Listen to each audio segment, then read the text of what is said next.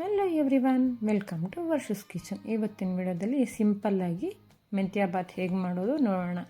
ಇದು ಲಂಚ್ ಬಾಕ್ಸೇ ಬ್ರೇಕ್ಫಾಸ್ಟ್ಗೆ ತುಂಬ ಚೆನ್ನಾಗಿರುತ್ತೆ. ಮನೆಯಲ್ಲಿರೋ ಇಂಗ್ರೀಡಿಯೆಂಟ್ಸೇ ಬಳಸ್ಕೊಂಡು ಸಿಂಪಲ್ಲಾಗಿ ಮೆಂತ್ಯ ಬಾತ್ ಮಾಡ್ಕೋಬೋದು. ಬನ್ನಿ ಮೆಂತ್ಯ ಬಾತ್ ಹೇಗೆ ಮಾಡೋದು ವಿಡಿಯೋದಲ್ಲಿ ನೋಡೋಣ. ಸ್ಟವ್ ಹಚ್ಚಿ ಕುಕ್ಕರ್ ಇಟ್ಟು ಕುಕ್ಕರ್ ಬಿಸಿ ಆದಮೇಲೆ 3 ಟೇಬಲ್ ಸ್ಪೂನು ಎಣ್ಣೆ ಹಾಕ್ಕೊಳ್ಳಿ. ಎಣ್ಣೆ ಬಿಸಿ ಆದಮೇಲೆ 1 ಪೀಸ್ ಚಕ್ಕೆ, 2 ಮರಾಠಿ ಮೊಗ್ಗು, 2 ಲವಂಗ, 2 ಏಲಕ್ಕಿ, 1 ಅನಾನಸ್ ಹೂವು, 1 ಪಲಾವ್ ಎಲೆ ಹಾಕ್ಕೊಳ್ಳಿ. ಅದ್ರ ಜೊತೆ ಉದ್ದ ಕಟ್ ಮಾಡ್ಕೊಂಡಿರೋಂಥ 4 ಹಸಿಮೆಣಸಿನ್ಕಾಯಿ,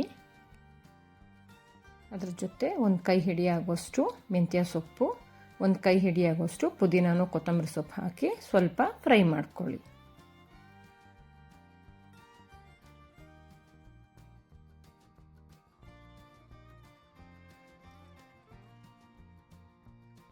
ಅದು ಸ್ವಲ್ಪ ಫ್ರೈ ಆಗಿದ ನಂತರ ಶುಂಠಿ ಬೆಳ್ಳುಳ್ಳಿ ಪೇಸ್ಟು 1 ಸ್ಪೂನ್ ಹಾಕ್ಕೊಂಡು ಹಸಿ ವಾಸನೆ ಹೋಗೋವರೆಗೂ ಫ್ರೈ ಮಾಡ್ಕೊಳ್ಳಿ.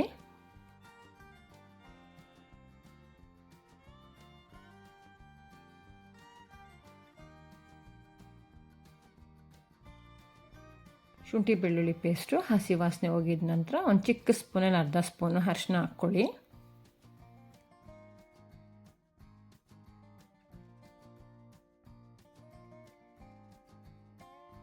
ಅರಿಶಿನ ಎಲ್ಲ ಚೆನ್ನಾಗಿ ಕಲಿಸ್ಕೊಂಡಿದ್ದಾದಮೇಲೆ ನಾನಿಲ್ಲಿ ಹಿತ್ಕದ ಬೇಳೆ ಹಾಕ್ತಾಯಿದ್ದೀನಿ. ಇದ್ರ ಬದಲು ನೀವು ಹಸಿ ಬಟಾಣಿ ಕೂಡ ಹಾಕ್ಕೋಬೋದು. ಅವರೆಕಾಯಿ ಸೀಸನ್ ಆಗಿದ್ದರಿಂದ ನಾನು ಹಿತ್ಕಿನ ಬೇಳೆ ಹಾಕ್ತಾಯಿದ್ದೀನಿ. ಹಿತ್ಕಿದ ಅವರೆಕಾಳು ಹಾಕಿ ಕಲಸಿದ ನಂತರ 1 ಗ್ಲಾಸ್ ಆಗೋಷ್ಟು ಬಾಸ್ಮತಿ ಅಕ್ಕಿ ತೊಳೆದು ಹಾಕ್ಕೊಳ್ಳಿ. ಇಲ್ಲಿ ನೀವು ಸೋನಾ ಮಸೂರಿ ಅಕ್ಕಿ ಆದರೂ ಉಪಯೋಗಿಸ್ಬೋದು. ನಾನಿಲ್ಲಿ ಬಾಸ್ಮತಿ ಹಾಕಿದ್ದೀನಿ. ಇವಾಗ ಅದಕ್ಕೆ ರುಚಿಗೆ ತಕ್ಕಷ್ಟು ಉಪ್ಪು ಹಾಕಿ ಕಲಿಸ್ಕೊಳ್ಳಿ. ಫ್ಲೇಮು ಮೀಡಿಯಮಲ್ಲೇ ಇರಲಿ, ಹೈ ಮಾಡಬೇಡಿ.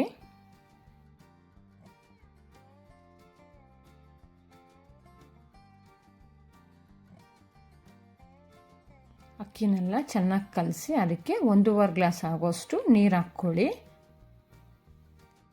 ನಾನಿಲ್ಲಿ ಬಾಸ್ಮತಿ ಅಕ್ಕಿ ಆದ್ದರಿಂದ 1.5 ಗ್ಲಾಸ್ ನೀರು ಹಾಕ್ಕೋತಾ ಇದ್ದೀನಿ 1 ಗ್ಲಾಸ್ ಅಕ್ಕಿಗೆ. ನೀವು ಸೋನಾ ಮಸೂರಿ ಯೂಸ್ ಮಾಡಿದ್ರೆ 1 ಗ್ಲಾಸ್ ಅಕ್ಕಿಗೆ 2 ಗ್ಲಾಸ್ ನೀರು ಹಾಕ್ಕೊಳ್ಳಿ.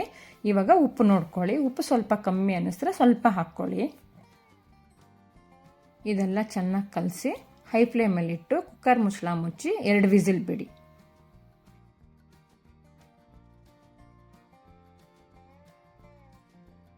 ಎರಡು ವಿಸಿಲ್ ಆಗಿದೆ. ಕುಕ್ಕರು ತಣ್ಣಗಾಗಿದೆ. ಕುಕ್ಕರ್ ಮುಚ್ಚಳ ತೆಗೆದು ಮಾಡಿಟ್ಕೊಂಡಿರೋಂಥ ಮೆಂತ್ಯ ಬಾತ್ನ ಮಸಾಲ ಎಲ್ಲ ಹೊಂದ್ಕೊಳ್ಳೋವರೆಗೂ ಚೆನ್ನಾಗಿ ಕಲಿಸ್ಕೊಳ್ಳಿ. ನೋಡಿದ್ರಲ್ಲ, ಮನೆಯಲ್ಲೇ ಇರುವಂಥ ಸಿಂಪಲ್ ಇಂಗ್ರೀಡಿಯೆಂಟ್ಸ್ ಬಳಸಿ ಮೆಂತ್ಯ ಬಾತ್ ಹೇಗೆ ಮಾಡೋದು ಅಂತ. ಈ ಮೆಂತ್ಯ ಬಾತು ನಿಮ್ಗೆ ಇಷ್ಟ ಆಗಿದರೆ ಮನೇಲಿ ಒಮ್ಮೆ ಟ್ರೈ ಮಾಡಿ.